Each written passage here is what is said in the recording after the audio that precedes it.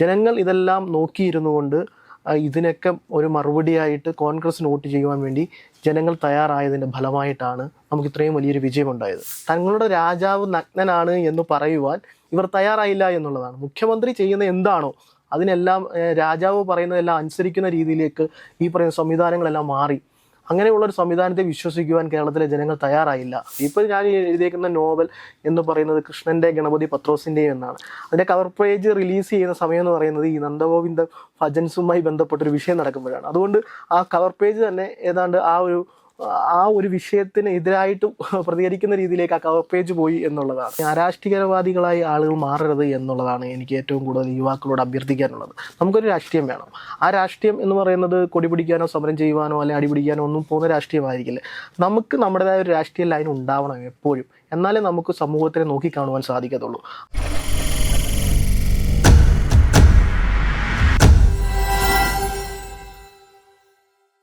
Youth Congress സംസ്ഥാന സെക്രട്ടറിയും എഴുത്തുകാരനുമെല്ലാമായ ശ്രീ രജിനസ് ഉണ്ണിത്താനാണ് നമുക്കൊപ്പം ഉള്ളത്. സാർ നമസ്കാരം. വളരെ സന്തോഷമുള്ളൊരു സമയമാണെന്ന് നമുക്കറിയാം. 10 വർഷത്തിന് ശേഷം അധികാരത്തിലെത്തിയിരിക്കുകയാണ് UDF. ഈ ഒരു അവസരത്തിൽ നമ്മുടെ തെരഞ്ഞെടുപ്പിൻ്റെ പ്രചരണ കാലഘട്ടത്തെയും അല്ലെങ്കിൽ തെരഞ്ഞെടുപ്പ് സമയത്തെയും തെരഞ്ഞെടുപ്പ് കഴിഞ്ഞിട്ടുള്ള ഈ ഒരു സമയങ്ങളൊക്കെ എങ്ങനെ വിലയിരുത്തുന്നു? ഇപ്പോൾ ഈ ഒരു വളരെ സന്തോഷകരമായ ഒരു മുഹൂർത്തത്തിൽ കേരള ജനതകൾ മുഴുവനും അംഗീകരിച്ച ഒരു പ്രസ്ഥാനവുമായി കോൺഗ്രസ് പ്രസ്ഥാനവും UDF പ്രസ്ഥാനവും ഇന്ന് കേരളത്തിൽ നിൽക്കുകയാണ്. അങ്ങനെ വരാനുള്ള സാഹചര്യം ഉണ്ടായി എന്നുള്ളത് കഴിഞ്ഞ വർഷങ്ങളിൽ നമ്മൾ ജനങ്ങളോട് പറഞ്ഞ കാര്യങ്ങൾ, അതായത് 10 വർഷക്കാലം ഈ കേരളം ഭരിച്ചുകൊണ്ട് പോയ ഒരു ഗവൺമെൻറ്, ആ ഗവൺമെൻറ്റിൻ്റെ പരാജയങ്ങളെപ്പറ്റി നമ്മൾ വിളിച്ചു പറയുകയുണ്ടായി. ശബരിമല പോലെയുള്ള ക്ഷേത്രത്തിലെ സ്വർണ്ണക്കടത്തിനെ പറ്റിയും അയ്യപ്പ സംഗമത്തിൻ്റെ അഴിമതികളെ പറ്റിയും ഒക്കെ നമ്മൾ ജനങ്ങളോട് പറയുകയുണ്ടായി. അതുപോലെ തന്നെ ജനങ്ങൾക്ക് ജീവിക്കാൻ പറ്റാത്തൊരു സാഹചര്യത്തിലേക്ക് കേരളത്തെ കൊണ്ടെത്തിക്കുന്ന ഒരു ഗവൺമെൻറ്റാണ് ഈ ഗവൺമെൻറ്. ഇതിൽ നിന്നും ഒരു മുക്തി നേടണമെങ്കിൽ കോൺഗ്രസിനും UDF കഴിയത്തുള്ളൂ എന്ന് നമ്മൾ ജനങ്ങളോട് പറയുകയുണ്ടായി. അതുപോലെ ആരോഗ്യ മേഖലകളിലെ തകർച്ചകൾ, ആരോഗ്യ മേഖലയിൽ നമുക്കറിയാമല്ലോ, വിനോദിനി എന്ന് പറയുന്ന ഒരു കുഞ്ഞിൻ്റെ അവസ്ഥ വളരെ വൈകാരികമായി നമുക്ക് പറയേണ്ടി വരും. ഒരു കൈ നഷ്ടപ്പെട്ടു പോയ കുഞ്ഞിനെ പറ്റിയും അതുപോലെ തന്നെ ഉഷാ തോമസിനെ പറ്റി, അങ്ങനെ ഒരുപാട് പേര് ആരോഗ്യ മേഖലകളിൽ ഹോസ്പിറ്റലിൽ പോയി കൂട്ടിരിക്കാൻ പോയ ഈ പറയുന്ന ബിന്ദുവിനെ പോലെയുള്ള അമ്മമാരെ പറ്റിയൊക്കെ ഇന്ന് നമ്മളോടൊപ്പം ഇല്ലല്ലോ. അങ്ങനെയുള്ള ആളുകളുടെ പറ്റിയൊക്കെ ഈ പറയുമ്പോൾ അന്നേരം നമ്മളെല്ലാം അപഹസിച്ചുകൊണ്ട് ഇടതുപക്ഷത്തിൻ്റെ ആളുകളും സർക്കാരും ഒക്കെ വന്നു. അത് പക്ഷേ ജനങ്ങൾ തിരിച്ചറിഞ്ഞു എന്നുള്ളതാണ്.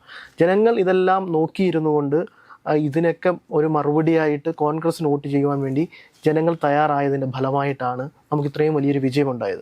അത് ടീം UDF എന്ന് പറയുന്ന സംവിധാനവും പ്രതിപക്ഷവും അന്ന് നിയമസഭയിൽ അകത്തും പുറത്തുമായി സമരങ്ങൾ നയിച്ചുകൊണ്ട് സർക്കാരിനെ തുറന്നു കാണിക്കുന്ന ഒരു പ്രോഗ്രസ് റിപ്പോർട്ടായി ഈ തെരഞ്ഞെടുപ്പിനെ മാറ്റിയെടുത്തതിൻ്റെ ഫലമായിട്ടാണ് ഇത്രയും വലിയൊരു വിജയമുണ്ടായത്. അത് കേരളത്തിലെ അമ്മമാർക്കും സഹോദരങ്ങൾക്കും ജനങ്ങൾക്കും എല്ലാവർക്കും നമ്മൾ അതിനുള്ള നന്ദി പറഞ്ഞേ പറ്റൂ. കാരണം വളരെ കാലാവസ്ഥ നമുക്കറിയാമല്ലോ, വലിയ ചൂടുള്ളൊരു കാലാവസ്ഥ, ഇപ്പോഴും ആ ഒരു കാലാവസ്ഥയിൽ കൂടിയാണ് നമ്മൾ കടന്നു പോയിക്കൊണ്ടിരിക്കുന്നത്.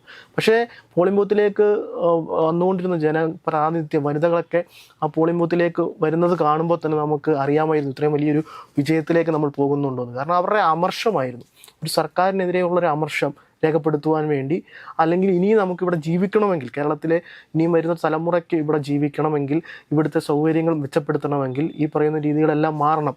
നമ്മൾ 5 ഗ്യാരണ്ടികൾ മുന്നോട്ട് വെച്ചില്ലേ, UDF-മായി ബന്ധപ്പെട്ട 5 ഗ്യാരണ്ടികൾ, അതുപോലെ തന്നെ നമ്മുടെ മാനിഫെസ്റ്റോയുമായി ബന്ധപ്പെട്ട് വിവിധ കാര്യങ്ങൾ മുന്നോട്ട് വെച്ചു. ആ ഗ്യാരണ്ടികളെല്ലാം ജനങ്ങൾ അംഗീകരിക്കുകയായിരുന്നു. അങ്ങനെയാണ് ഈ പറയുന്ന വലിയൊരു വിജയത്തിലേക്ക് കേരളത്തിൽ UDF-നും കോൺഗ്രസിനും ഉണ്ടായത് എന്നുള്ളതാണ്. അത് വളരെയേറെ സന്തോഷം ലഭിക്കുന്നത് എല്ലാവർക്കുമാണ്. അത് എൻ്റെ ഒരു അവകാശം എന്ന് പറയുന്നത് സാധാരണക്കാരായ ജനങ്ങൾ തൊട്ട് കോൺഗ്രസിൻ്റെ നേതാക്കന്മാർ വരെ UDF-ൻ്റെ നേതാക്കന്മാർ വരെയുള്ള എല്ലാവരും അർഹിക്കുന്ന ഒരു വിജയത്തിലേക്ക് കേരളത്തിൽ എത്തിച്ചു എന്നുള്ളതാണ് എൻ്റെ യാഥാർത്ഥ്യം. കോൺഫിഡൻ്റ് ആയിരുന്നു, അതായത് ഈ മെയ് 4 വരെ ആത്മവിശ്വാസം ഉണ്ടായിരുന്നു പ്രവർത്തന കാലഘട്ടത്തിൽ സർക്കാരിനെ താഴെ ഇറക്കണം ആദ്യം. അപ്പം അതിനുള്ള കൃത്യമായൊരു പ്ലാൻ ഉണ്ടായിരിക്കണം. ഒരു 3 മാസം മുന്നേ മുതൽ നേതാക്കന്മാർ പറഞ്ഞിരുന്ന വൻ വിജയം സത്യത്തിൽ നിങ്ങളുടെ ആത്മവിശ്വാസമായിരുന്നോ അതോ? വലിയ ആത്മവിശ്വാസം. ഞാൻ പറഞ്ഞില്ലേ, ഇതുമായി ബന്ധപ്പെട്ട് നമ്മുടെ പ്രബുദ്ധരായ ജനങ്ങൾ താമസിക്കുന്ന ഒരു മേഖലയാണല്ലോ കേരളം എന്ന് പറയുന്നത്. അവിടെ എല്ലാ രീതിയിലും എഡ്യൂക്കേറ്റഡ് ആയിട്ടുള്ള ആളുകളും അങ്ങനെ എല്ലാ രീതിയിലും സ്വയം തൊഴിലെടുക്കുന്നവരും ഒക്കെ ആയിട്ടുള്ള ആളുകൾ എല്ലാവരും പുതുബോധമുള്ളവരാണ്. ആ പുതുബോധമുള്ള ഒരു സമൂഹത്തെ പറ്റിക്കുന്ന രീതിയിലേക്ക് ഒരു സർക്കാർ മാറിയതാണ് നമ്മൾ കഴിഞ്ഞ വർഷങ്ങളിൽ കണ്ടുകൊണ്ടിരുന്നത്.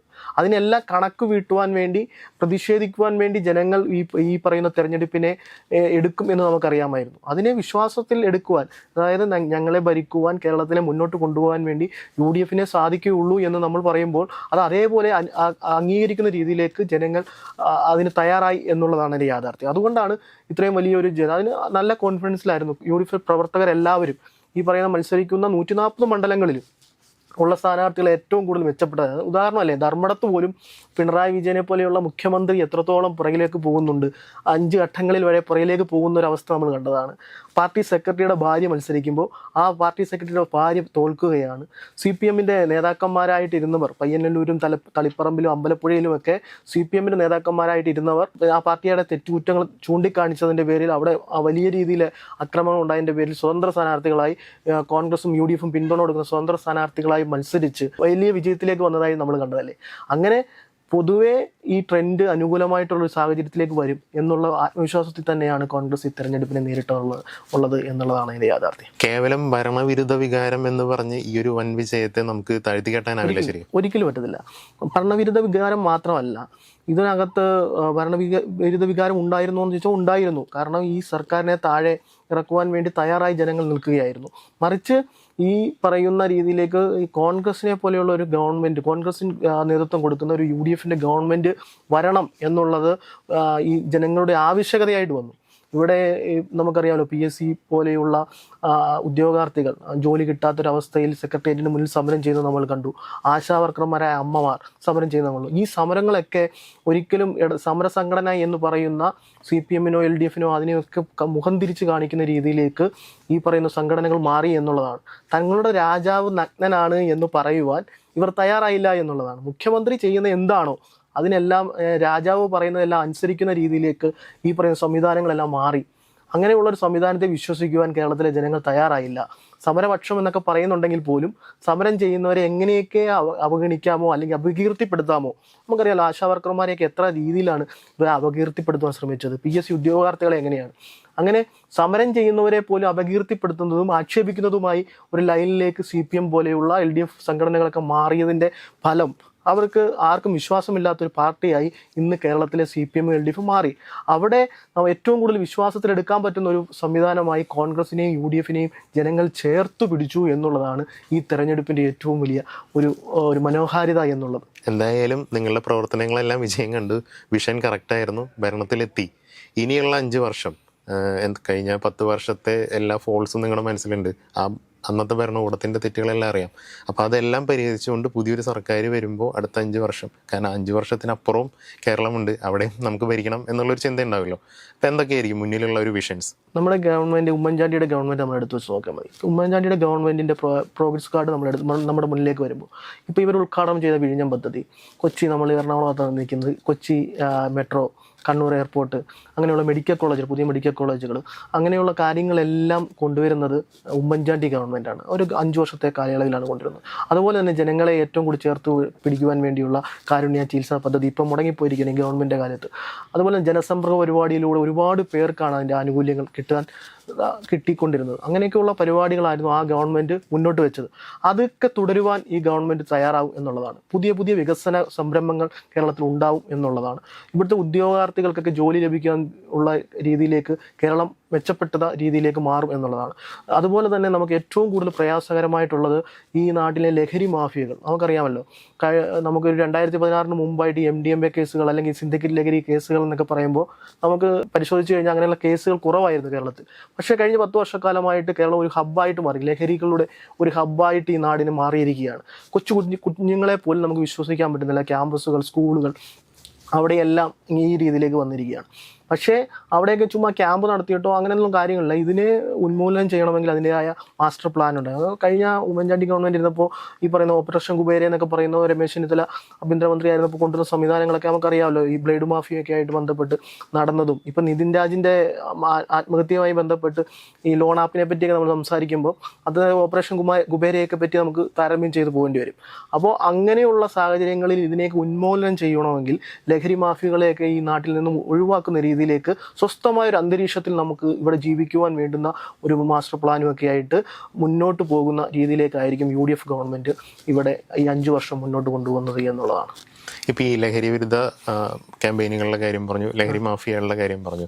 മറ്റെന്തൊക്കെ വെല്ലുവിളികളാണ് ഇനി വരാൻ പോകുന്ന സർക്കാർ നേടാൻ പോകുന്നത്? അതോ മുൻ സർക്കാരുകൾ ഉണ്ടാക്കി വെച്ച കുറച്ച് പ്രശ്നങ്ങളുണ്ടല്ലോ, കടക്കണി പോലത്തെ വിഷയങ്ങൾ, KSRTC ഒരു വിഷയമാണ്, അത്തരം ബോർഡുകളുടെ നഷ്ടത്തിലേക്ക് പോകുന്ന ബോർഡുകളുണ്ട്. എന്തൊക്കെയായിരിക്കും ഇനിയുള്ള 5 വർഷം നേരിടാൻ പോകുന്ന വെല്ലുവിളികൾ? ഗവൺമെൻറ്റുമായി ബന്ധപ്പെട്ട് നമുക്ക് പറയാം, കേരളത്തിലെ കടക്കണിയിലേക്ക് എത്തിച്ച ഗവൺമെൻറ്റാണ്. നമുക്കറിയാമല്ലോ, ഈ കേരളത്തിൻ്റെ മുഖ്യമന്ത്രി പിണറായി വിജയന് മുമ്പ് നമ്പൂതിരിപ്പാട് തൊട്ട് ഉമ്മൻചാണ്ടി വരെയുള്ള ഗവൺമെൻറ് കേരളം ഭരിച്ചുകൊണ്ടിരുന്ന സമയത്ത് കേരളത്തിലെ പൊതുകടമെന്ന് പറയുന്നത് 1.75 ലക്ഷം കോടി രൂപ മാത്രമായിരുന്നു. പിന്നീട് ഈ ഗവൺമെൻറ് അധികാരത്തിൽ വന്ന് ഇപ്പം നമുക്ക് ഒരു 3 മാസം മുമ്പുള്ള RBIയുടെ റിപ്പോർട്ട് വെച്ച് നോക്കുമ്പോൾ 4.75 ലക്ഷം കോടി രൂപയുടെ കടവയത്തിലേക്ക് എത്തി. ഗവൺമെൻറ് തെരഞ്ഞെടുപ്പിനെ നേരിടുന്ന സമയമാകുമ്പോഴത്തേക്ക് 6 ലക്ഷം കോടി രൂപയിലേക്ക് കടക്കണിയിൽ മാത്രം നമ്മുടെ കേരളം മാറി എന്നുള്ളതാണ്. അപ്പോൾ അതുപോലെ തന്നെയാണ് ഖജരാവിൻ്റെ അവസ്ഥയും. അത് നമുക്കറിയാമല്ലോ, ഈ പറയുന്ന കാര്യങ്ങൾക്കൊന്നും ഉച്ചക്കഞ്ഞി പോലും കൊടുക്കാൻ പറ്റാത്ത സ്കൂളുകൾ നമ്മൾ കണ്ടതാണ്. അവിടുത്തെ ടീച്ചർമാർ കയ്യിലെ ആഭരണങ്ങൾ പണയം വെച്ചിട്ട് ഉച്ചക്കഞ്ഞി കൊടുക്കുന്ന രീതിയിലേക്ക് നമ്മുടെ പൊതു വിദ്യാഭ്യാസ രംഗമൊക്കെ നമ്മൾ കണ്ടുകൊണ്ട് പോയിരുന്നത്. അപ്പോൾ ആ രീതിയിലേക്ക് കടക്കണിയിലായിട്ടുണ്ട് എന്നുള്ളതാണ് ഇതിൻ്റെ. പക്ഷേ അതിനെയൊക്കെ ഓവർകം ചെയ്യാനുള്ള ഇച്ഛാശക്തിയുള്ള ഒരു ഗവൺമെൻറ്റായി ഈ ഗവൺമെൻറ് മാറും, ഈ പുതിയ ഗവൺമെൻറ് മാറും എന്നുള്ളതാണ്. അതുകൊണ്ട് ആ കാര്യത്തിൽ നമുക്ക് വിഷമിക്കേണ്ട കാര്യമില്ല. കാരണം ഫിനാൻസ് മാനേജ്മെൻറ്റ് കൈകാര്യം ചെയ്യാൻ അറിയാൻ പറ്റാത്ത ധനകാര്യ മന്ത്രാലയമായിരുന്നു കഴിഞ്ഞ 10 വർഷം കേരളത്തിൽ ഉണ്ടായിരുന്നത്. അത് മാറി അതിന് മാനേജ് ചെയ്യാൻ പറ്റുന്ന രീതിയിലേക്കുള്ളൊരു സംവിധാനം UDFൻ്റെ ഭാഗത്തു നിന്നും ഉണ്ടാകുകയും ആ രീതിയിലേക്ക് പോകുമ്പോൾ മെച്ചപ്പെട്ട രീതിയിലേക്ക് നമുക്ക് പുതിയ സംരംഭങ്ങൾ ഉണ്ടാകുകയും ഈ പറയുന്ന ഒരു രീതിയിൽ അല്ലാത്ത രീതിയിൽ വലിയ വരുമാന സ്രോതസ്സുകൾ കേരളത്തിൽ ഉണ്ടാകുകയും ചെയ്യുന്ന രീതിയിലേക്ക് വരുമ്പോൾ സ്വാഭാവികമായിട്ടും മാറ്റങ്ങൾ ഉണ്ടാകും എന്നുള്ളതാണ് അതിൻ്റെ യാഥാർത്ഥ്യം എന്ന് പറയുന്നത്. കേന്ദ്രത്തിനെതിരെ BJPക്കെതിരെ ഏറ്റവും കൂടുതൽ പോരാടുന്ന ഒരു പാർട്ടിയാണല്ലോ കോൺഗ്രസ്. ഇത്തവണ അവർ കേരളത്തിൽ 3 സീറ്റ് നേടിയിരിക്കുകയാണ്. അപ്പൊ ഇനി അങ്ങോട്ട് BJPയെ കൂടി ഉൾക്കൊണ്ട് കേന്ദ്രത്തിനെതിരെ അല്ലെങ്കിൽ BJPക്കെതിരെയുള്ള പോരാട്ടങ്ങളിൽ എന്തെങ്കിലും അപ്രോച്ചിൽ മാറ്റം ഉണ്ടാവോ? BJP ഉൾക്കൊള്ളുവാൻ നമുക്ക് സാധിക്കത്തില്ല. കാരണം BJPയുടെ ലൈൻ എതിരാളി അത് എന്നും നമ്മൾ BJP എതിരാളികളായി കണ്ടുകൊണ്ടാണ് മുന്നോട്ട് പോകുന്നത്. BJPക്ക് 3 സീറ്റ് കിട്ടി എന്നുള്ളത് യാഥാർത്ഥ്യമാണ്. പക്ഷേ 3 സീറ്റിന് വേണ്ടി മത്സരിച്ചവരല്ല BJP എന്ന് പറയുമ്പോൾ BJP, BDJS, ഈ പറയുന്ന 2020 അങ്ങനെയൊക്കെയുള്ള NDA മുന്നണി മത്സരിക്കാൻ രംഗത്തേക്ക് വരുമ്പോൾ ജനങ്ങൾ അവരെ ഏറ്റെടുത്തിട്ടില്ല എന്നുള്ള ഒരു പരിധിവരെ അവരെ ഏറ്റെടുത്തിട്ടില്ല എന്നുള്ളതാണ്. അതിന് ഉദാഹരണം എന്ന് വെച്ചാൽ റാന്നി പോലെ ഒരു മണ്ഡലത്തിൽ, അതായത് ശബരിമല ക്ഷേത്രം സ്ഥിതി ചെയ്യുന്ന ഒരു മണ്ഡലമാണ് റാന്നി എന്ന് പറയുന്ന മണ്ഡലം. റാന്നിയിൽ മത്സരിക്കാൻ പോയതെന്ന് പറയുന്നത് 2020യുടെ ഒരു സ്ഥാനാർത്ഥി. ആ സ്ഥാനാർത്ഥിയോട് മാധ്യമങ്ങൾ നിങ്ങൾ ചോദിച്ചപ്പോൾ പറഞ്ഞത് എന്താണ്? ശബരിമല വിഷയം ഒരു വിഷയവുമല്ല എന്നാണ് പറയുന്നത്. BJP പറയുന്നത് എന്താണ്? BJP വേറെ ലൈൻ സ്വീകരിക്കുന്നു, അവരുടെ ഘടകകക്ഷികളായ ആൾക്കാർ വേറെ ലൈൻ സ്വീകരിക്കുന്നു. അങ്ങനെയുള്ള ഒരു സ്റ്റാൻഡ് ഇല്ലാത്ത രീതിയിലേക്ക് കേരളത്തിലെ BJP പൊയ്ക്കൊണ്ടിരിക്കുകയാണ് എന്നുള്ളതാണ്. നേമം പോലെയുള്ള മണ്ഡലങ്ങളിലൊക്കെ അവർ ജയിച്ചു എന്നുള്ളതാണ്. പക്ഷെ നേമത്ത് നേരത്തെ ജയിച്ചു വന്ന ആള് സ്പീക്കർ തെരഞ്ഞെടുപ്പിൽ ശ്രീരാമകൃഷ്ണൻ എന്ന പേര് നോക്കി വോട്ട് ചെയ്ത ആളാണ്. അപ്പോൾ അവരുടെ ആ ഒരു ലൈൻ എന്ന് പറയുന്നത് CPM, ഈ പറയുന്ന CPM ബന്ധവും ഈ BJP ബന്ധവും ഒക്കെ നമുക്കറിയാവുന്ന പല തെരഞ്ഞെടുപ്പിലും നമ്മൾ കണ്ടിട്ടുള്ളതാണ്. അപ്പോൾ അവരെ എല്ലാവരെയും ഈ പറയുന്ന ഫാസിസ്റ്റ് ശക്തികളായിട്ട് നിൽക്കുന്ന CPMനോടും BJPയോടും ഒക്കെ ഒരേ രീതിയിലുള്ള സമീപനം, അതായത് എതിർ സമീപനം സ്വീകരിച്ചുകൊണ്ട് മുന്നോട്ട് പോകുകയാണ് കോൺഗ്രസ് മുന്നോട്ട് പോകുന്നത് എന്നുള്ളതാണ് അതിൻ്റെ യാഥാർത്ഥ്യം. സാർ ഒരു രാഷ്ട്രീയ പ്രവർത്തകൻ മാത്രമല്ല, ഈ കാക്കിക്കുള്ളിലെ കലാകാരൻ എന്നൊക്കെ പറയുന്ന പോലെ ഖദറിനുള്ളിലൊരു കലാകാരൻ കൂടിയാണല്ലോ. ഒരുപാട് പുസ്തകങ്ങൾ എഴുതിയിട്ടുണ്ട്. ലഹരി വിരുദ്ധ ക്യാമ്പയിനുകളുടെ ഒരു പ്രധാന മുഖമാണ് ഒരു യുവ ആളെന്ന നിലയിലും. അതുപോലെ ഇപ്പോൾ പുതിയൊരു പുസ്തകം ഇറങ്ങാൻ പോവാണ്, കൃഷ്ണൻ്റെ ഗണപതി പത്രോസ്. പേരിൽ തന്നെ ഒരു പുതുമയും ഒരു വൈചിത്ര്യവും കൂടിയുള്ള ഒരു പേരാണ്. എന്താണ് ആ പുസ്തകത്തിൻ്റെ ഒരു ബാക്ക്ഗ്രൗണ്ട്? അതുപോലെ തന്നെ നമുക്കറിയാം കേരളത്തിലെ യുവ എഴുത്തുകാരെന്ന് പറയുമ്പോൾ ഒരു ഇടതുപക്ഷ ചിന്താഗതിക്കാർ അല്ലെങ്കിൽ ആ ഒരു പാത പിന്തുടരുന്നവരാണ്. അവർക്കിടയിൽ ഒരു കോൺഗ്രസ് എഴുത്തുകാരനായിട്ട് നിലനിൽക്കുന്നതിൻ്റെ വെല്ലുവിളികൾ, അതൊരു വിപ്ലവമല്ല ശരിക്കും? അതെ, ഈ പറയുന്നത് പ്രധാനപ്പെട്ട ഒരു ചോദ്യമാണ്. കാരണം എന്ന് വെച്ച് കഴിഞ്ഞാൽ കോൺഗ്രസ് ആയിട്ടുള്ള യുവ എഴുത്തുകാർ എന്നൊക്കെ പറയുന്നത് വളരെ ചുരുക്കമായിട്ടാണ് നമ്മൾ കാണുന്നത്. പക്ഷേ ആരും ഈ CPM എഴുത്തുകാരായിട്ട് മാറുന്നതല്ല, അവരെ അങ്ങനെ ആക്കിയെടുക്കുന്നതാണ്. ഉദാഹരണത്തിന് നമ്മൾ ഈ ക്യാമ്പുകൾ സംഘടിപ്പിക്കുക എന്ന് പറയുന്നത്, ഈ സാഹിത്യ ക്യാമ്പുകൾ, യുവ സാഹിത്യ ക്യാമ്പുകളൊക്കെ സംഘടിപ്പിക്കും. എൻ്റെ പ്രൊഫഷൻ അല്ല, എൻ്റെ രാഷ്ട്രീയം മാറ്റി വെച്ചുകൊണ്ട് ഞാൻ ഇങ്ങനെയൊക്കെയുള്ള ക്യാമ്പുകളിൽ പോകാറുണ്ട്. രാഷ്ട്രീയം മാറ്റി വെച്ചെന്ന് വെച്ചാൽ രാഷ്ട്രീയം ഹൈഡ് ചെയ്തുകൊണ്ട്. ചിലപ്പോൾ ഞാനൊരു കോൺഗ്രസ്സുകാരനാണ്, യൂത്ത് കോൺഗ്രസ്സുകാരനാണെന്ന് പറഞ്ഞാൽ ചിലപ്പോൾ എനിക്ക് അവിടെ എൻട്രി കിട്ടണമെന്നില്ല. അല്ലാതെ ഞാൻ ഹൈഡ് ചെയ്ത് വെച്ചുകൊണ്ടാണ് ഇങ്ങനത്തെ ക്യാമ്പുകളിലൊക്കെ പോകാറുള്ളത്. അവിടെ ചെല്ലുമ്പോൾ ആ ക്യാമ്പുകൾ സംഘടിപ്പിക്കുവാൻ അല്ലെങ്കിൽ സർക്കാർ സംവിധാനമൊക്കെ ഉപയോഗപ്പെടുത്തുന്നതെന്ന് പറയുന്നത് ഈ പറയുന്ന CPM ലൈനിലുള്ള എഴുത്തുകാരായ ആളുകളെയാണ്. അവർ അവിടെ ചെല്ലുന്നു കഴിയുമ്പോൾ ഈ പറയുന്ന യുവ എഴുത്തുകാരായ ആളുകൾ ക്യാമ്പിൽ പങ്കെടുക്കുമ്പോൾ അവർക്ക് ഒരു മെൻറ്ററിൻ്റെ ആവശ്യമുണ്ട്. നമ്മളൊക്കെ സ്വന്തമായി എഴുതി അല്ലെങ്കിൽ നമ്മളെ കുറച്ച് പേര് സപ്പോർട്ട് ചെയ്യുന്നു, അങ്ങനെയൊക്കെയാണ് പുസ്തകങ്ങൾ അയച്ചു കൊടുത്ത് അങ്ങനെയൊക്കെയാണ് പബ്ലിക്കേഷൻസ് ഒക്കെ ഏറ്റെടുത്താണ് നമ്മളൊക്കെ പുസ്തകങ്ങൾ വരുന്നത്. പക്ഷെ ചിലവർക്ക് അതിനുള്ള ഒരു ഇതില്ലാത്തത് കൊണ്ട് മെൻറ്ററിൻ്റെ ആവശ്യം ഉണ്ടാകുന്നത് ഒരു പുസ്തകങ്ങൾ എഴുതുവാനും പ്രസിദ്ധീകരിക്കാനും ഒക്കെ ഇങ്ങനെയുള്ള ആളുകളെ ആശ്രയിക്കേണ്ടി വരുന്നു എന്നുള്ളതാണ്. അപ്പോൾ എക്കാലവും ഇവരെ ആശ്രയിക്കുന്നതുകൊണ്ട് ഇവർ ഓട്ടോമാറ്റിക്കലി ഈ പറയുന്ന മെൻറ്ററായിട്ടുള്ള CPM ലൈനിൽ സ്വീകരിച്ചിട്ടുള്ള എഴുത്തുകാരുടെ ആളുകളായി മാറുന്നത് കൊണ്ടാണ് ഈ യുവ എഴുത്തുകാർക്കൊക്കെ ആ ഒരു ലൈൻ ഉണ്ടാകുന്നതെന്ന് പറയുന്നത്. നമുക്കറിയാമല്ലോ, കഴിഞ്ഞ 10 വർഷക്കാലമായി പ്രതികരിക്കേണ്ടിടത്തൊന്നും ഈ സാഹിത്യകാരന്മാരായ ചുരുക്കം ചിലർ മാത്രമേ പ്രതികരിക്കുന്നുള്ളൂ എന്നുള്ളതാണ്. ഇതാണ് പ്രശ്നം. ഈ ഗവൺമെൻറ് അധികാരത്തിലേക്ക് വരുമ്പോൾ ഈ CPMകാരായിട്ടുള്ള എഴുത്തുകാർ അല്ലെങ്കിൽ ഇടതുപക്ഷ LDF സംവിധാനത്തിൽ പോകുന്ന എഴുത്തുകാർ ഈ പറയുന്ന ആളുകളെയൊക്കെ അവരുടെ ആളുകളായിട്ട് മാറ്റിയെടുക്കുന്നതുകൊണ്ട് ഇതിനെതിരെ പ്രതികരിക്കുവാൻ പറ്റുന്നില്ല എന്നുള്ളത്. ഞാനിപ്പോൾ രാഷ്ട്രീയക്കാരനായതുകൊണ്ട് എനിക്ക് രാഷ്ട്രീയമുണ്ട്, ഞാൻ എഴുത്തുകാരനാണ്, എനിക്ക് രാഷ്ട്രീയം ഉണ്ടായതുകൊണ്ട് മാത്രമല്ല ഞാൻ പറയുന്നത്. എപ്പോഴും എഴുത്തുകാരായി നിഷ്പക്ഷരായി നിൽക്കുന്ന എഴുത്തുകാർ, ഞാൻ നിഷ്പക്ഷനല്ല, ഞാൻ രാഷ്ട്രീയമുള്ള ആളാണ്. നിഷ്പക്ഷരായ എഴുത്തുകാർ എന്ന് പറയുന്നത് സമൂഹത്തിലെ ആക്ടിവിസ്റ്റുകളായിട്ട് മാറണം എന്നുള്ളതാണ്. അങ്ങനെയുള്ള ആളുകൾക്ക് എല്ലാവരെയും വിമർശിക്കാൻ പറ്റത്തുള്ളൂ. നിഷ്പക്ഷരായ എഴുത്തുകാർ ഉണ്ടാവണം എന്നുള്ള ആഗ്രഹമുള്ള ആളാണ് ഞാൻ. പക്ഷേ അങ്ങനെയുള്ളവരെ ഉണ്ടാവുന്നില്ല എന്നുള്ളതാണ്. ഇങ്ങനെയുള്ള ഒരിക്കലും കോൺഗ്രസ്സുകാരായ ഒരുപാട് എഴുത്തുകാരെ എനിക്കറിയാമായിരുന്നു, ഒരുപാട് ചെറുപ്പക്കാരായ എഴുത്തുകാർ. പക്ഷേ അവർക്ക് ക്രമേണ അവർക്ക് പ്രോത്സാഹനം ഉണ്ട് എന്നൊക്കെ കണ്ടുകൊണ്ട് മെൻറ്ററായിട്ട് കാണുന്ന ആളുകൾക്കിടയിലേക്ക് പോകുന്നത് കൊണ്ടാണ് അവരുടെയൊക്കെ ലൈൻ മാറിപ്പോകുന്നത് എന്നുള്ളതാണ്. പക്ഷേ ഇന്നത്തെ കാലഘട്ടത്തിൽ നമുക്ക് ഈ സോഷ്യൽ മീഡിയ കാലഘട്ടമാണ്. ഈ കാലഘട്ടത്തിൽ നമുക്ക് ആരെയും ആശ്രയിക്കാതെ എഴുതാൻ പറ്റുമെന്നുള്ള ഉദാഹരണമാണ് ഞാനിവിടെ ഇരിക്കുന്നത്. ഞാനിപ്പോൾ എൻ്റെ 5ാമത്തെ പുസ്തകമാണ് ഇപ്പോൾ ഇറങ്ങുന്നത്. ആദ്യത്തെ പുസ്തകം നമ്മുടെ പ്രവതയാണ് പബ്ലിഷ് ചെയ്തത്, ഏറ്റവും നല്ല സ്വീകാര്യത കിട്ടി. 2ാമത്തെയും 3ാമത്തെയും 4ാമത്തെയും പുസ്തകത്തിന് സ്വീകാര്യത കിട്ടി. ഇപ്പോൾ ഞാൻ എഴുതിയേക്കുന്ന നോവൽ എന്ന് പറയുന്നത് കൃഷ്ണൻ്റെ ഗണപതി പത്രോസിൻ്റെയും എന്നാണ്. അതിൻ്റെ കവർ പേജ് റിലീസ് ചെയ്യുന്ന സമയം എന്ന് പറയുന്നത് ഈ നന്ദഗോവിന്ദ ഭജൻസുമായി ബന്ധപ്പെട്ടൊരു വിഷയം നടക്കുമ്പോഴാണ്. അതുകൊണ്ട് ആ കവർ പേജ് തന്നെ ഏതാണ്ട് ആ ഒരു വിഷയത്തിന് എതിരായിട്ട് പ്രതികരിക്കുന്ന രീതിയിലേക്ക് ആ കവർ പേജ് പോയി എന്നുള്ളതാണ്. ഒരു മതസൗഹാർദ്ദ നോവലാണ് ഈ ഒരു പുസ്തകത്തിൽ ഞാൻ ഉൾക്കൊള്ളിച്ചിരിക്കുന്നത് എന്നുള്ളതാണ്. എന്ന് വെച്ചാൽ കൃഷ്ണൻ എന്ന് പറയുന്നത് കഥാപാത്രമാണ്, ഈ പത്രോസ് എന്ന് പറയുന്നത് കഥാപാത്രമാണ്. ഇതിൻ്റെ ഇടയ്ക്ക് ഒരു ഗണപതി ഇരിക്കുന്നുള്ളൂ. ഒരു ഗണപതി വിഗ്രഹം കടന്നു പോകുന്ന ഒരു വഴിത്താരെയാണ് ഈ നോവലിലൂടെ എടുത്തു കാണിക്കുന്നത്. സമകാലികമായുള്ള വിഷയങ്ങളിൽ എല്ലാം ഉൾക്കൊണ്ടുകൊണ്ടുള്ള ഒരു നോവലാണ്. ഇതിനകത്ത് 2 കഥാപാത്രങ്ങളും ഈ 2 പേരാണെന്ന് മാത്രമാണ്. പക്ഷേ വളരെ മതസൗഹാർദ്ദം ഊട്ടി ഉറപ്പിക്കുവാൻ വേണ്ടിയുള്ള ഒരു പുസ്തകമായി സമൂഹത്തിന് സമർപ്പിക്കുവാൻ വേണ്ടിയാണ് ഇങ്ങനൊരു പുസ്തകം ഞാൻ എഴുതുന്നതും. അത് പ്രവതയാണ് പബ്ലിഷ് ചെയ്യുന്നത്. ഈ പേര് അധികം പേരിലേക്ക് ഇപ്പൊ ഇറങ്ങി ചെന്നിട്ടില്ല. പുസ്തകം ഇറങ്ങുമ്പോൾ എന്തായാലും ഒന്ന് ചർച്ച ചെയ്യാൻ പോകുന്ന ഒരു വിഷയമാണല്ലോ ഇതിന്റെ പേര്. അത് നല്ല ബോധ്യമുള്ള തന്നെയാണ് അത് എഴുതിയിരിക്കുന്നത്. അതെ. അങ്ങനെ ബോധ്യത്തോടു കൂടി എഴുതിയേക്കുന്നതാണ്. കാരണം ആ പുസ്തകം മതസൗഹാർദ്ദത്തിന് വേണ്ടി എഴുതിയ പുസ്തകമാണ്. അതിപ്പം ആര് വായിക്കുമ്പോഴും നമുക്കും മതസൗഹാർദ്ദമുള്ള ഒരു നാട്ടിലാണ് നമ്മൾ ജീവിക്കുന്നത്. ആര് നമ്മളെ വിഭജിക്കാൻ ശ്രമിച്ചാലും നമ്മൾ ഉത്തമ ബോധ്യത്തോടുകൂടി മതസൗഹാർദ്ദത്തോടെ നിലനിൽക്കുന്ന രാജ്യത്തും നാട്ടിലുമാണ് നമ്മൾ നിൽക്കുന്നത്. അവിടെ പലരും നമ്മളെ വിഭജിക്കാൻ വേണ്ടി അവരുടെ അജണ്ടയാണ് നമ്മളെ വിഭജിക്കുക എന്നുള്ളത്.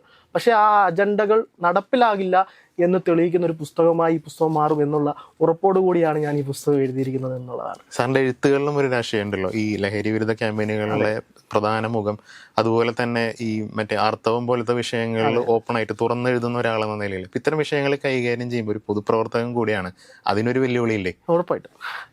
ലഹരി വിരുദ്ധമായി ബന്ധപ്പെട്ടൊരു കവിതയാണ് ഞാൻ എഴുതിയത്. ആ കവിത ദൃശ്യാവിഷ്കാരമായി പോയി പല സ്കൂളുകളിലും ക്യാമ്പസുകളിലും ഒക്കെ പല രംഗങ്ങളിലും ആ കവിത പോയി എന്നുള്ളത് വളരെയേറെ സന്തോഷകരമായ ഒരു കാര്യമാണ്. എല്ലാവരും അത് ഏറ്റെടുത്തു.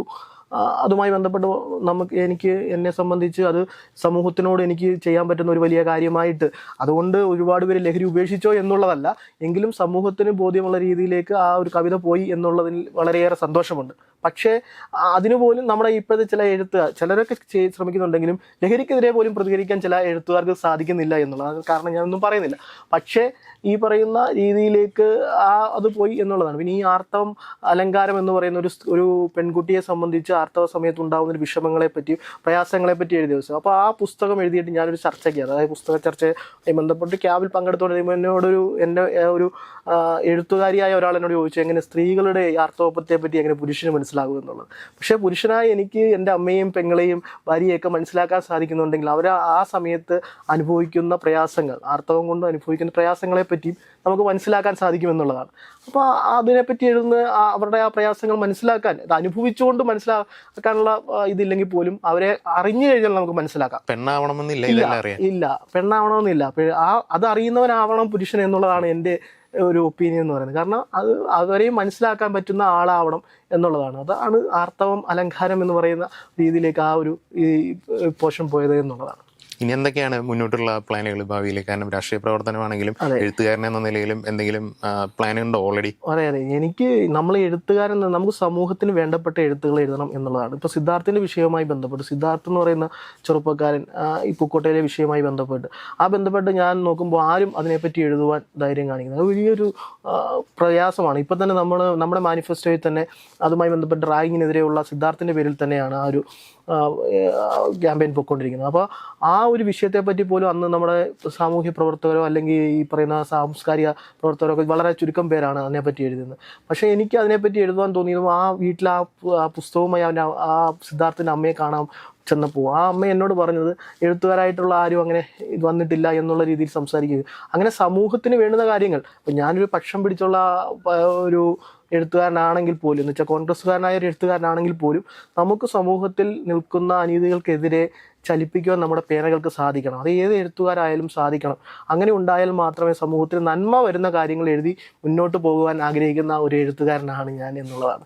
എഴുത്തിലൂടെ രാഷ്ട്രീയവും വിപ്ലവവും പറയാൻ ആഗ്രഹിക്കുന്ന അതെ അങ്ങനെ തന്നെ പറയേണ്ടി വരും. ഇപ്പം കേരളയിലുമായി ബന്ധപ്പെട്ട് ആദ്യമായി സമരം നടത്തുന്നത് എൻ്റെ നേതൃത്വത്തിലാണ്. നമ്മുടെ അവിടെ അതിപ്പോൾ പൊളിറ്റിക്കൽ സമരമാണ്. പക്ഷേ കേരളയിൽ നമ്മുടെ പ്രദേശത്തൂടെ കടന്നു പോകുന്ന ഒരു സംഭവമായതുകൊണ്ടും അത് ജനങ്ങൾക്ക് എത്രത്തോളം പ്രയാസമാകുന്നതും എന്നുള്ളത് കൊണ്ടുമൊക്കെ അതുമായി ബന്ധപ്പെട്ട് നമുക്ക് ഒരു മണ്ണെടുപ്പുമായി ബന്ധപ്പെട്ടായാലും നമുക്ക് സമരത്തിന് പോകുന്നതിന് യാതൊരു പ്രയാസവും ഇല്ല. അത് നാളെ ആയാലും പ്രകൃതിയെയും മനുഷ്യനെയും നമ്മുടെ നാടിനെയും ഒക്കെ സ്നേഹിക്കുന്ന രീതിയിലേക്ക് എല്ലാ എഴുത്തുകാരും പോകുന്നത് പോലെ തന്നെ എല്ലാവരും ആ എഴുത്തുകാർ അങ്ങനെ പോകണം. ആ രീതിയിൽ തന്നെ പോകാൻ ആഗ്രഹിക്കുന്നു എന്നുള്ളതാണ്. എഴുത്തുകാരൻ എന്ന നിലയിലാണോ രാഷ്ട്രീയക്കാരൻ എന്ന നിലയിലാണോ പൊതുജനങ്ങൾക്ക് മുന്നിൽ അറിയപ്പെടാൻ താല്പര്യപ്പെടുന്നത്? അത് അങ്ങനെ ചോദിച്ചു കഴിഞ്ഞാൽ രണ്ട് കണ്ണുകളാണ് നമുക്കുള്ളത്, അല്ലേ? നമുക്ക് ഒരു കണ്ണിൽ കൂടെ നമുക്ക് ഒരു എഴുത്തുകാരൻ എന്ന രീതിയിൽ നമുക്ക് സമൂഹത്തെ നോക്കി കാണാൻ പറ്റും, മറ്റു കണ്ണിൽ കൂടെ നമുക്ക് രാഷ്ട്രീയക്കാരൻ എന്ന രീതിയിൽ നമുക്ക് സമൂഹത്തെ നോക്കി കാണാൻ പറ്റും. ഈ രണ്ടും കൂടെ ചേരുന്ന ഒരു രീതിയിലേക്ക് ആളുകൾ പോകണം എന്നുള്ളതാണ്. കാരണം എഴുത്ത് നമുക്ക് വിമർശിക്കുവാനും നമുക്ക് നമ്മുടെ ആശയങ്ങൾ പങ്കുവെക്കുവാനും നമുക്ക് ജനങ്ങൾക്ക് വേണ്ടി ചെയ്യുവാനും ഒക്കെ ഉള്ളതാണ് നമ്മുടെ എഴുത്തുകൾ എന്ന് വിശ്വസിക്കുന്ന ഒരാളാണ് ഞാൻ. അപ്പോൾ ആ രീതിയിലേക്ക് നമ്മൾ കാണുമ്പോൾ നമുക്കൊരാളെ സഹായിക്കണമെങ്കിൽ, നമുക്ക് ഒരു എതിരെ സമരം ചെയ്യണമെങ്കിൽ നമുക്കൊരു സംഘടനാപരമായി നിൽക്കണം. അതിന് ഏറ്റവും നല്ല ഒരു സംഘടനയാണ് എന്ന് ഞാൻ വിശ്വസിക്കുന്നത് എൻ്റെ പാർട്ടിയാണ്, കോൺഗ്രസ് പാർട്ടിയാണ്. ആ പാർട്ടിക്കകത്തുള്ള അഭിപ്രായ സ്വാതന്ത്ര്യം, ആ പാർട്ടി നമുക്ക് നൽകുന്ന വലിയൊരു സ്വാതന്ത്ര്യമുണ്ട്. ആ സ്വാതന്ത്ര്യത്തിനകത്ത് നിന്നുകൊണ്ടാണ് നമുക്കിതെല്ലാം ചെയ്യാൻ പറ്റുന്നത്. അപ്പോൾ അങ്ങനെ നോക്കുമ്പോൾ കോൺഗ്രസ് രാഷ്ട്രീയവും എഴുത്തും ഒന്നിച്ചു കൊണ്ടുപോകാൻ യാതൊരു പ്രയാസവും ഇല്ല എന്നുള്ളതാണ് എൻ്റെ ഒരു ബോധ്യം. അപ്പൊ സാറിന് ഇനി യുവതലമുറയോടും അല്ലെങ്കിൽ രാഷ്ട്രീയതയുടെ ഒരു കാലത്ത് യുവാക്കൾ ഈ മേഖലയിലേക്ക് കടന്നു വരണം, അത് ഭാവിയുടെയും കൂടി ആവശ്യമാണല്ലോ. അപ്പം സാറിന് ഈ യുവാക്കളോട് മെയിനായിട്ട് ഒരു യുവ എഴുത്തുകാരനും രാഷ്ട്രീയ പ്രവർത്തനം എന്ന നിലയിൽ യുവാക്കൾക്ക് നൽകാനുള്ള ഒരു ഉപദേശം എന്താണ്? പ്രധാനപ്പെട്ട ഒരു ചോദ്യമാണ് ചോദിച്ചത്. കാരണം ഈ അരാഷ്ട്രീയവാദികളായി ആളുകൾ മാറരുത് എന്നുള്ളതാണ് എനിക്ക് ഏറ്റവും കൂടുതൽ യുവാക്കളോട് അഭ്യർത്ഥിക്കാനുള്ളത്. നമുക്കൊരു രാഷ്ട്രീയം വേണം. ആ രാഷ്ട്രീയം എന്ന് പറയുന്നത് കൊടി പിടിക്കാനോ സമരം ചെയ്യുവാനോ അല്ലെങ്കിൽ അടിപിടിക്കാനോ ഒന്നും പോകുന്ന രാഷ്ട്രീയമായിരിക്കില്ല. നമുക്ക് നമ്മുടേതായ ഒരു രാഷ്ട്രീയ ലൈൻ ഉണ്ടാവണം എപ്പോഴും. എന്നാലേ നമുക്ക് സമൂഹത്തിനെ നോക്കിക്കാണുവാൻ സാധിക്കത്തുള്ളൂ. അതുകൊണ്ട് എനിക്ക് ഈ നാട്ടിലെ ചെറുപ്പക്കാരോട്, ഇനി വരുന്ന തലമുറയോട് പറയാനുള്ളത്, നമ്മൾ മറ്റ് എല്ലാ കാര്യങ്ങൾക്കും ഉൾപ്പെടുന്ന പോലെ നമുക്ക് രാഷ്ട്രീയം, അത് ഞാൻ ഒരിക്കലും നമ്മുടെ രാഷ്ട്രീയം സ്വീകരിക്കണം എന്നുള്ള ലൈനല്ല, നമുക്ക് നമ്മുടേതായ രാഷ്ട്രീയം വേണം എന്നുള്ളതാണ്. അരാഷ്ട്രീയവാദികളായി പോകരുത്. ഇപ്പം സോമൻ കടവിൻ്റെ ഒരു കവിതയ്ക്കകത്തുണ്ടല്ലോ, യുവാവേ നീ എവിടെയാണ്, നിന്നെ കാണുവാനില്ല, കല്യാണ സ്ഥലങ്ങളിൽ കാണുന്നില്ല, അതുപോലെ ഈ പറയുന്ന പാർട്ടിയിൽ കാണുന്നില്ല, എങ്ങും കാണുന്നില്ല, നീ എവിടെയാണ്, ഐ മിസ് യുടാന്ന് പറഞ്ഞൊരു കവിത പോകുന്നു. വളരെ അർത്ഥവത്തായ ഒരു കവിതയാണ്. അപ്പോൾ അതുപോലെയാണ് ഇപ്പോഴത്തെ യുവാക്കളെ നമുക്ക് ചിലപ്പോൾ ചില ഇടങ്ങളിലൊന്നും കാണാൻ പറ്റുന്നില്ല. നമുക്കൊരു സങ്കടം വരുമ്പോൾ, നമുക്ക് പ്രളയം വന്നപ്പോൾ അല്ലെങ്കിൽ കൊറോണ വന്നപ്പോഴൊക്കെ ഈ യുവാക്കൾ ഉണ്ടായിരുന്നു എന്നുള്ള യാഥാർത്ഥ്യമാണ്. പക്ഷേ ഈ ജെൻസി യുവാക്കൾ, ചില യുവാക്കൾ, എല്ലാവരെയും നമുക്ക് ആക്ഷേപിക്കാൻ പറ്റത്തില്ല, ചില യുവാക്കൾ ഈ പറയുന്ന പൊതുരംഗത്തേക്കൊന്നും വരുന്നില്ല എന്നുള്ളതാണ്.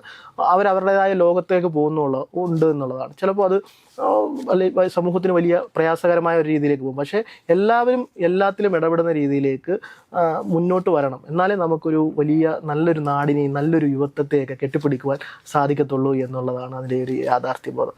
അതുപോലെ തന്നെ നമുക്ക് എല്ലാവർക്കും എഴുതുവാനുള്ള ഇത് കാണില്ല, വായിക്കുവാനുള്ള ഇത് കാണുന്നത്. പക്ഷേ വായിക്കുവാനും എഴുതുവാനും ഒക്കെ പ്രാപ്തരായിട്ട് എല്ലാവരും മാറണം. എല്ലാവർക്കും വായിക്കുവാനും എഴുതുവാനും സാധിക്കണം. അതിനുവേണ്ടി ക്യാമ്പുകൾ ഉണ്ടാവണം. ഇപ്പോഴത്തെ കുട്ടികൾക്ക്, യുവതലമുറയ്ക്ക് ഈ പറയുന്ന ഒരു പ്രയാസങ്ങളൊക്കെ ഉണ്ടാവും എഴുതുവാനും വായിക്കുവാനും. അതിനുവേണ്ടിയുള്ള ക്യാമ്പുകൾ സ്കൂളുകൾ തലത്തിൽ തൊട്ടേ ഈ വായിക്കുവാനും എഴുതുവാനും ഒക്കെ ക്യാമ്പ് ഇപ്പോഴും ഉണ്ടെന്ന് തോന്നും. പണ്ടൊക്കെ നമ്മൾ പഠിക്കുമ്പോൾ വിദ്യാരംഗം, കലാസാഹിത്യവേദിയൊക്കെ എന്നുള്ള, അതുപോലെ തന്നെ ഇപ്പോഴും അങ്ങനെയൊക്കെയുള്ള കാര്യങ്ങളെല്ലാം പോകുന്നുണ്ട്. എങ്കിലും അത് കുറച്ചുകൂടി അവരെ ഇൻവോൾവ് ചെയ്യുന്ന രീതിയിലേക്ക് എഴുതുവാനും വായിക്കുവാനും അവരുടെ പ്രസിദ്ധീകരണങ്ങൾ പോകുവാനും ഒക്കെയുള്ള ഒരു രീതി, ഒരു കാലാവസ്ഥ കേരളത്തിലുണ്ടാവണം. അങ്ങനെയുള്ള ഒരു കാലാവസ്ഥ ഉണ്ടായി കഴിഞ്ഞു കഴിഞ്ഞാൽ വലിയ നമ്മളിപ്പോൾ പ്രബുദ്ധരാണ്, അതിൽ കൂടുതൽ പ്രബുദ്ധരായ ഒരു നാടിനെ നമുക്ക് ഉണ്ടാക്കിയെടുക്കുവാനും ഒരു യുവത്വത്തെ ഉണ്ടാക്കിയെടുക്കുവാനും സാധിക്കും എന്നുള്ളതാണ് അതിൻ്റെ യാഥാർത്ഥ്യം.